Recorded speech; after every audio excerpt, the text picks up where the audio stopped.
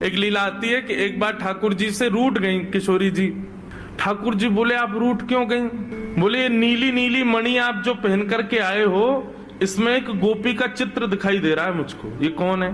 हमसे हूँ रूप गुण सुंदर, ये तो हमसे भी ज्यादा सुंदर है, इसके नेत्र तो देखो कितने प्यारे नेत्र हैं इसके। ठाकुर जी की मणि देख करके श्री जी कह रही हैं इसकी मुस्कान तो देखो, पता नहीं कहां से तुम्हारे चक्कर में पड़ गई काले कलूटे, ये देखो कितनी प्यारी है।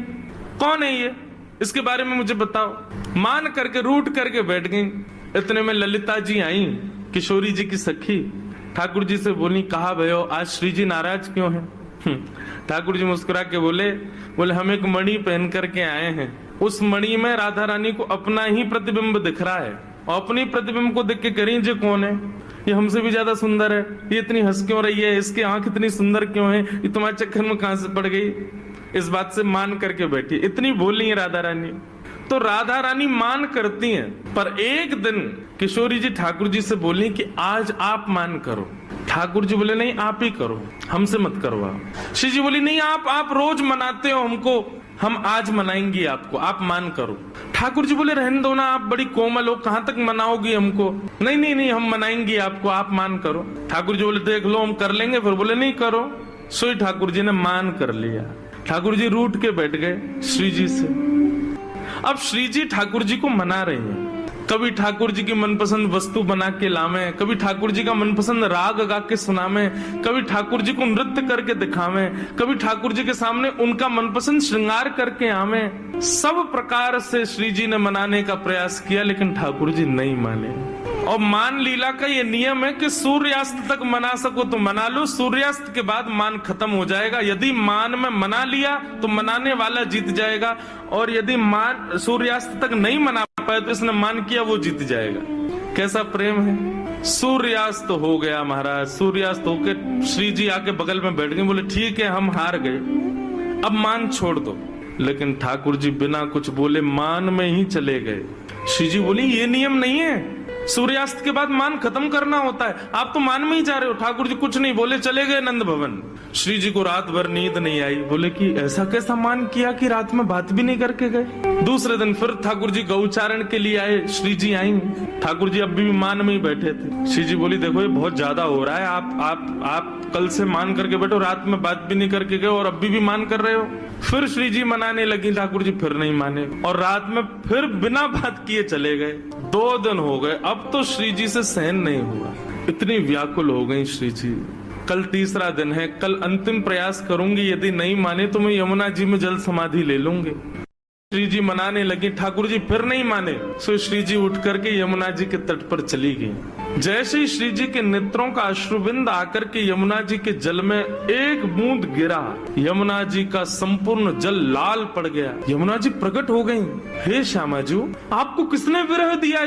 इतनी वेदना आपके हृदय में हो रही है, अभी आपके अश्रुबिंद का ताप इतना था, इतना ताप तो हमारे भैया यमराज नहीं देते किसी को नरक में, जितना ताप में आप हो इस वक्त। आप बताइए तो सही किसने दिया आपको ये? श्री जी थोड़े भाव में बोली तुम्हारे श्याम सुंदर मान करके बैठे 3 दिन हो गए, रीझे नहीं रहे। यमुना जी बोली हाँ श्री जी को श्रम करा रहे हैं, रुको मैं बताऊं इन्हें। तो यमुना जी गई महाराज, और ठाकुर जी जैसी पीताम्बरी, ठाकुर जी जैसा श्रृंगार, ठाकुर जी जैसा मुकुट, ठाकुर जी जैसे बिल्कुल कानों में कुंडल, ठाकुर जी जैसे बिल्कुल डिट्टो कड़ूला, ठाकुर जी जैसी वंशी, ठाकुर जी जैसा श्रृंगार।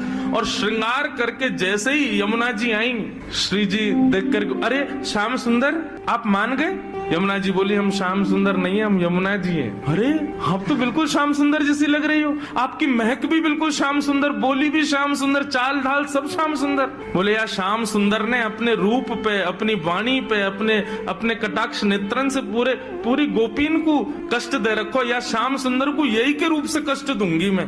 आप यहीं बैठी रही हो राधा रानी, मैं अभी जाऊं। और यमुना जी श्याम सुंदर को रूप धारण करके बिल्कुल वैसी बाकी चाल, वैसी अदा, वैसे ही सब, जैसे ठाकुर जी चलते हैं, जैसे ठाकुर जी बैठते हैं, बिल्कुल वही अदा श्री यमुना जी जा रही हैं। ठाकुर जी मान करके बैठे, सोई बगल से यमुना जी निकलने लगी। नूपुरों की आवाज जैसे छमछम आई तो ठाकुर जी बोले ये तो हमारे नूपुरन की आवाज है, हम तो यहीं बैठे हैं, ये आवाज कहां से आ रही है? और जैसे ही ठाकुर जी ने पीछे पीछे देखा, श्याम सुंदर विचरण कर रहे हैं। ठाकुर जी बोले जे कौन है? ठाकुर जी कहे ओ भैया कौन हो भैया तुम? यमुना जी बोली हम श्याम सुंदर। ठाकुर जी बोले श्याम सुंदर तो हम हैं। बोले तुम नकली भेलू पियाओ, असली हम हैं।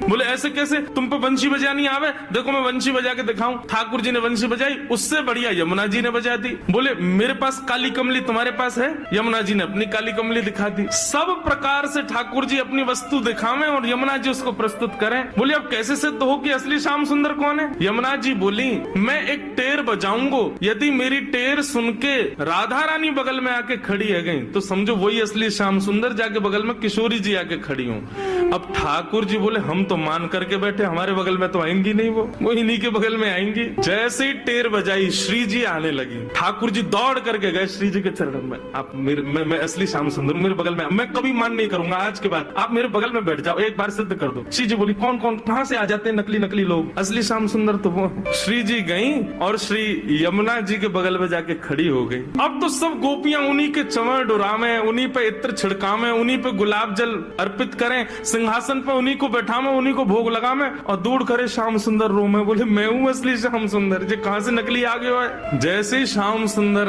रुदन करने लगे, श्री जी बोली अब ठीक है, अब मान खत्म हो गया है, अब आप बुला लो। तब यमुना जी गई, बोले श्याम सुंदर आप ही हो असली श्याम सुंदर? हम तो श्री यमुना जी, हम तो यमुना महारानी है, बस आपसे एक ही प्रार्थना है, आज के बाद वचन दो हमारी श्यामा जी को कभी कष्ट नहीं दोगे। तब श्याम सुंदर ने यमुना जी को वचन दिया, बोले आज से हम नियम लेते हैं कि जब ये मान करेंगी तब हम इनको मनाएंगे, और जब हमें कोई बात बुरी लग जाएगी तो वह भी हम इन्हीं से कह देंगे कि हमको ये बात बुरी लग गई है, मान करो आप ही, हमें ये बात बुरी लग गई, आप ही गुस्सा हो जाओ, फिर तब भी हम ही मना लेंगे। यमुना जी बोले हाँ बस यही नियम रखना, आप कभी मान मत करना, श्री जी ही मान करें।